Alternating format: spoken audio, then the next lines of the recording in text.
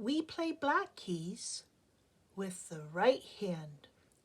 Always start from the 2 black keys in the middle and go to the next group of 2 black keys. So we're jumping over the 3 black keys to go to the 2 black keys above the middle.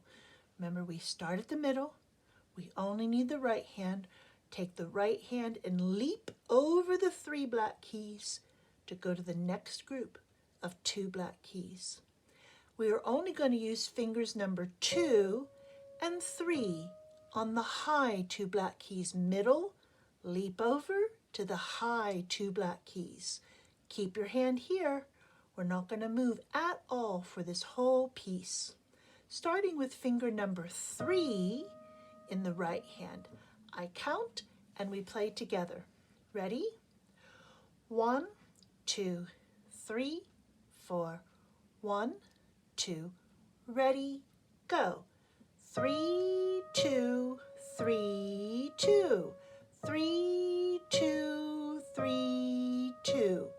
3, 2, 3, 2. Stay on 2. Repeat the song. 3, 2, 3, 2. 3, 2, 3, 2.